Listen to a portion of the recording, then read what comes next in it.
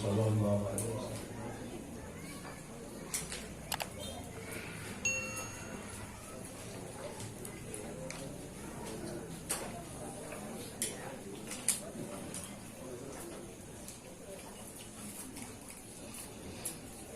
Mangga sareng di ulahnya di unggul di bumi amalkeun. Di bumi amalkeun. Paling utaminya salawat kami Arab syafaatkan yang Nabi sareng pahala nang agung salat kubro atau 1 juta salawat 1 juta salam mun 1 juta kali salawat urang 1 juta kali salam 1 juta salawat 1 juta salam malah di sabulan mah 1 juta salawat. Tapi berhubung dengan salawat nanti sisi Allah, minallah, di Allah, kamurahan di Allah, kumaca al-wal bi sholatin wal-wal bi salamin, eta sami sareng 1 juta salawat, 1 juta salam kali kurang ucap itu. Sedangkan sholat kubur 50 genep, berarti 1 juta kali 50 genep juta kali sholawat. Asana seumur hidup malah kusabaliknya sholat kubro seperti maca 56 juta kali sholawat. Makanya disebut sholawat samawi, sholawat langit. Karena memang lapangannya dari Allah langsung, kemurahan hadiah yang agung dari Allah untuk umat, untuk kanjeng Nabi, yaitu diantaranya sholawat kubro. Karena dengan hanya mengucapkan al-wal bi sholatin wal-wal bi salamin seperti membaca 1 juta kali salawat dan 1 juta kali salam kali 56 berarti 56 juta kali.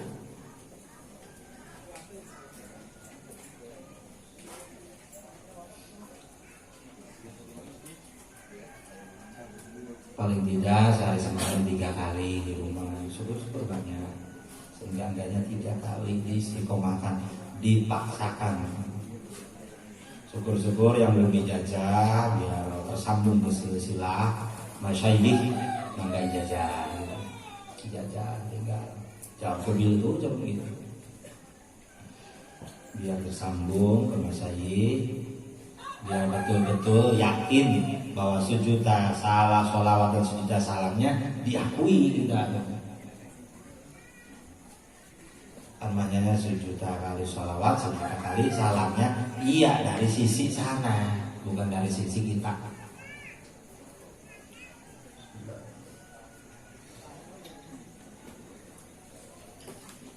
Ayo, kemarin saya hikmah keluar iradatu katajrid.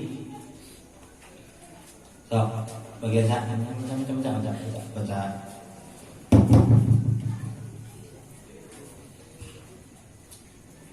أعوذ بالله من الشيطان الرجيم بسم الله الرحمن الرحيم قال الملك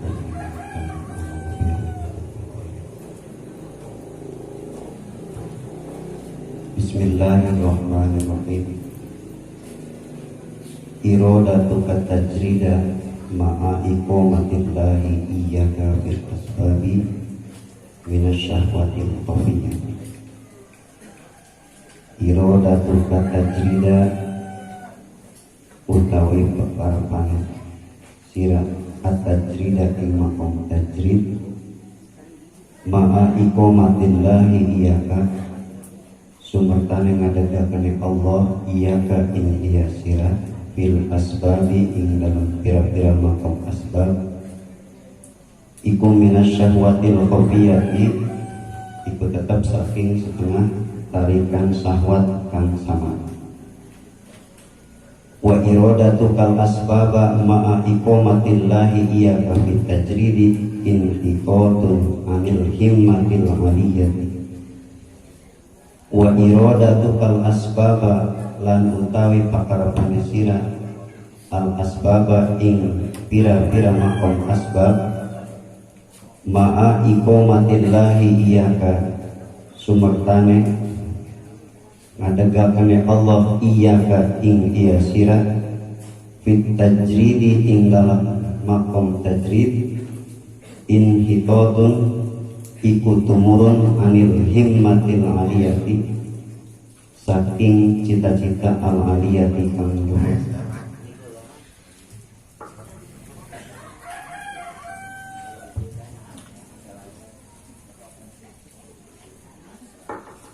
Iradatu katajrida ma iqamatillah iyyaka Fil asbabi min syahwatil khafiyah.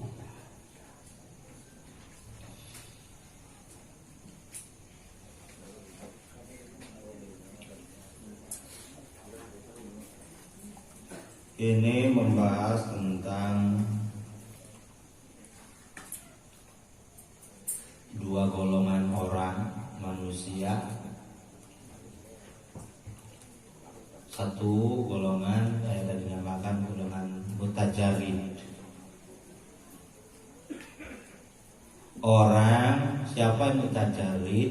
Mutajarid itu orang yang hatinya bersandarnya sudah hanya sama Allah. Mutajarid itu orang yang hatinya bersandarnya sudah hanya sama Allah, tidak bersandar kepada yang lain.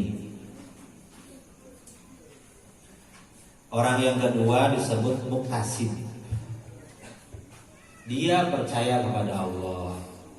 Dia percaya kepada utusannya Rasulullah Sallallahu Alaihi Wasallam. Tapi dia dalam menjalankan hidupnya masih ada keraguan-keraguan untuk mendapatkan sesuatu, baik dohir maupun batin. Jadi dia belum berserah penuh kepada Allah, bersandar ke apa-apa yang dia lakukan, yang dia kerjakan. Ini orang ini disebut orang muktasib. Satu apa katanya? Mutajarid. Dua muktasib. Biji mutajarid. Dua muktasib. Mutajarid adalah orang yang bersandarnya hanya kepada Allah. Muktasib dia masih bersandar kepada yang lain. Nah, di sini dijelaskan indahnya hikmah Imam Ibnu Athaillah ini. Jadi ungkapan-ungkapan hikmahnya itu perpaduan antara ilmu tasawuf dan praktek tasawuf. Perpaduan ilmu tasawuf dan pelaksanaan tasawuf. Mendasar sekali dan masuk dan simpel. Mutajarid, tinggal kita masuk kategori orang yang mutajarid atau termasuk orang yang muktasib. Kita termasuk orang yang mutajarid apa termasuk orang yang muktasib? Mutajarid atau muktasib? Mutajarid atau muktasib? Kan beda ya. Mutajarid atau muktasib? Tapi buktinya naon?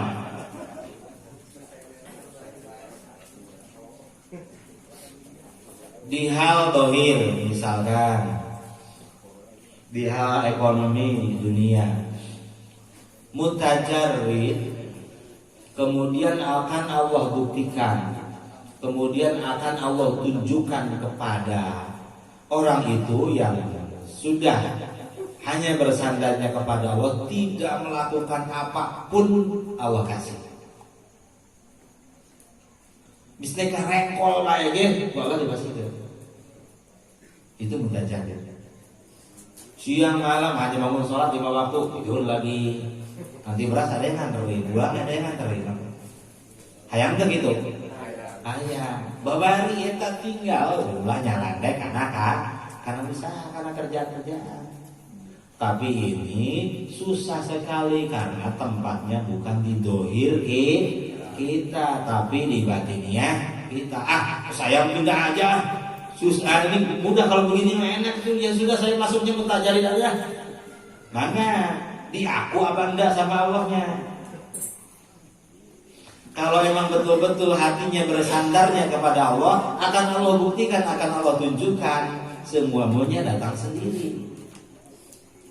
Tapi kalau ngomongnya saya mutajarin, tapi beras kosong di rumah, kantong kempes kae, ngarepok ge menta. Itu bukan mutajarin, itu mah pemalas, ngedul mengusaha. Seperti santri di sini kan dewasa tentunya, marujana nikah, marujana merit kawin. Uring-uringan nikah ya tenang, kalau emang kita sudah bersandarnya sama Allah pasti serba datang sendiri. Perempuannya pun Allah datangkan, Allah hadirkan. Perempuannya Allah hadirkan, ongkosnya untuk apa-apa kebutuhannya Allah datangkan, Allah permudahkan, Allah datangkan. Kalau emang kita bersandarnya kepada Allah. Tapi kalau kita masih bertandar kepada diri kita sendiri, bersandar kepada wawasan kita, bersandar kepada apa-apa yang dilakukan, maka Allah akan buktikan. Kalau tidak melakukan apa-apa, maka tak Allah berikan.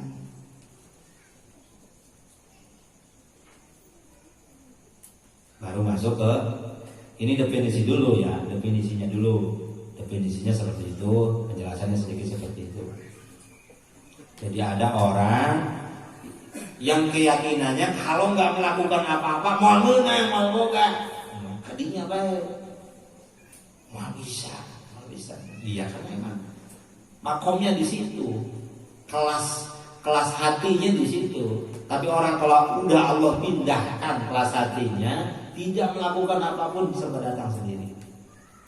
Bukan ngeri dia, ngeri itu. Cicing. Tinggal lakukan aja. Hanya melakukan kewajiban dia, ibadah mah ada wajib dan sunnah. Jadi nggak ada amalan untuk diikatkan dulu supaya ini datang, enggak. Hatinya mutlak betul-betul bersandarnya kepada Allah. Dia sudah merasakan, menemukan Allah yang Maha Murah. Allah datangkan. Tinggal latihan saja kita. Tinggal latihan. Nah, masuk ke hikmah yang tadi. Kalau kita ini masih ada di makom asbab, kalau kita masih orang muktasib, kita golongannya golongan muktasib, tapi kemudian kita pangkatnya, levelnya, kelasnya kelas muktasib, kemudian meninggalkan usaha. Sedangkan dalam kehidupan Allah tuntut, Allah tempatkan kita di tempat asbab. Tapi asbab itu, sebab itu, usaha itu kita tinggalkan. Ini min syahwatul khafiyah. Iradatuka tajrid ma'a iqamatillah iyyaka fil asbab min syahwatul khafiyah. Kalau kita ditempatkannya di tempat asbab, tapi ujung-ujung padahal kita ditempatkan di tempat asbab, kita maksa-maksa ingin jadi makom tajrid, akhirnya tidak punya apa-apa, hirup urat karet susah. Nah, jangan salahkan siapa itu. salahkan diri sendiri. Ini mah, waduh, banyak oknum. Saya mah tawakal aja sama Allah, kan segala-galanya juga oleh Allah. Ya itu ucapanmu, tapi hatimu belum ke sana. Akhirnya Allah tunjukkan, mana malas, heran saya naon. Kita ucapan iya segala juga sama Allah, apa juga langsung gugur baik. Naon Allah, iya Allah, iya Allahnya begitu, semuanya oleh Allah. Kita belajar terus, tapi sambil usaha sambil melakukan sesuatu aktivitas. Karena apa? Karena ilmu kita iya sampai sana, ucapan kita iya betul, ilmunya ilmu tauhid, ucapannya ucapan tauhid, tapi hatinya belum bertauhid sama Gusti Allah. Buktinya Allah tuntut kita melakukan sesuatu untuk mendapatkan sesuatu. Kalau orang tajrid enggak, bersandarnya kepada Allah, walaupun dia diem aja datang sendiri gitu dalam kehidupan.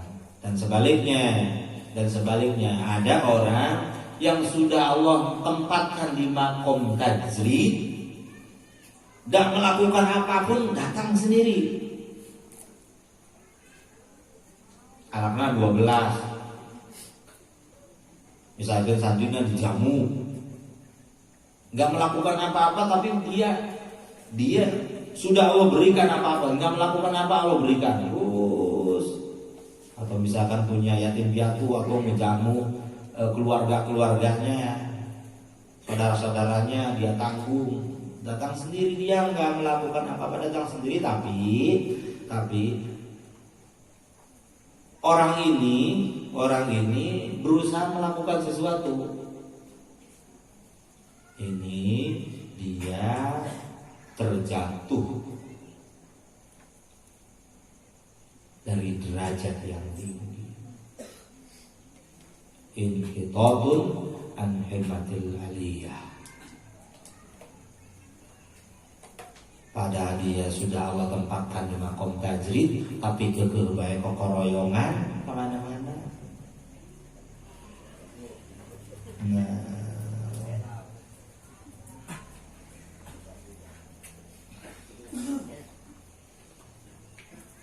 contoh mau kos RT ujak tajrid sebenarnya.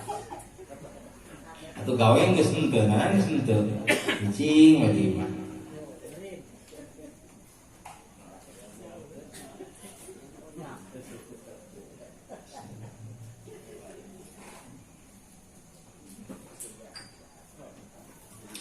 Itu di hal-hal yang dohir. Itu di hal ekonomi, hal dunia, harus melakukan sesuatu. Saya tarik ke untuk mendapatkan anugerah yang besar, sangat besar, tiada bandingnya, yaitu untuk mendapatkan mahabbah dan ma'rifat. Mendapatkan mahabbah dan ma'rifat ini ada dua orang juga mendapatkan fadl itu. Ada orang yang tidak harus melakukan apa-apa karena makom hatinya, dia mendapatkan ma'rifat pun bukan karena amalan-amalan kita, bukan karena dzikir kita, bukan karena, tapi karena kemahamurahan Allah. Hatinya sudah ke sana. Gak dzikir, gak apa, dia mah hanya sholat aja lima waktu menjalankan syariat yang wajib. Allah berikan ma'rifat terus, mahabbah, cintanya kuat sama Allah, sama Nabi. Dengan gak melakukan apa-apa. Itu namanya mutajarrid. Hatinya betul sudah bersandar kepada Allah. Allah yang maha murah memberikan yang termahal. Yang termahal tidak ada lagi ma'rifat dan mahabbah. Ada orang muktasib, mau dalam thariqat maka harus berthariqat. Jadi torikot ini untuk bertorikot dengan dikir, dengan ilmu terus digali. Dikir ini kita dikir itu lagi usaha supaya mendapatkan makrifat dan mahabbah. La ilaha illallah, la ilaha illallah. Usaha penting, usaha bulan, usaha terus ngusahain supaya hatinya bersih, layak diberikan makrifat, Allah diberikan. Jadi dua, ada muktasib, ada mutajarib, baik dalam hal dunia maupun dalam hal akhirat, dalam hal agama yang inti. Ada orang yang sudah Allah berikan makrifat puncak, kemudian dia malah melakukan sebab-sebab, yaitu sama juga min syahwatul khafiyah. Makanya ada istilah haqiqatul dzikri qat'u dzikri. Puncaknya dzikir, selesainya dzikir, ya berhenti dzikirnya. Dia sudah melakukan apa-apa. Tapi bukan untuk diikuti, itu mah fadol.